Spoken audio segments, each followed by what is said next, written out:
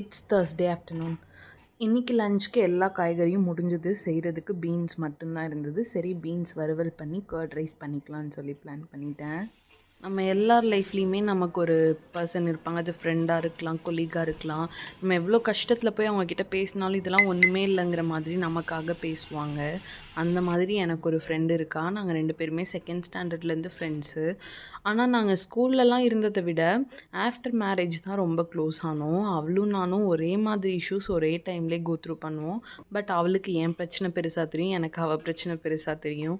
எப்படியாவது அது சரியாயிடணும்னு 2 பேருமே ப்ரே பண்ணிப்போம். அவகிட்டலாம் நான் என்ன தான் கஷ்டத்தில் போய் பேசினாலும் அது ஒன்றும் இல்லடி, எல்லாமே ஈஸியாக சரியாயிரும், நீ இதை பெருசாக எடுத்துக்காதன்னு சொல்லி அதை பற்றி மறக்க வச்சுட்டு தான் ஃபோனே வைப்பா. அந்த மாதிரி எல்லார் லைஃப்லேயும் ஒருத்தங்க இருப்பான். அவங்கள கண்டிப்பாக பத்திரமா வச்சுக்கோங்க. இதே மாதிரி ஒரு சில பேர் இருப்பாங்க. நம்ம எவ்வளோ ஹாப்பியான மூடில் கால் பண்ணாலும் நம்மளை அப்செட் பண்ணிட்டு தான் ஃபோனை வைப்பாங்க. அந்த மாதிரி இருக்கவங்க கிட்டேருந்து தள்ளி இருக்கிறது தான் நல்லது நிஜமாவே. அப்படி இருக்கவங்களுக்கு நம்மளை கஷ்டப்படுத்தி பார்க்குறதுல ஒரு சந்தோஷம்.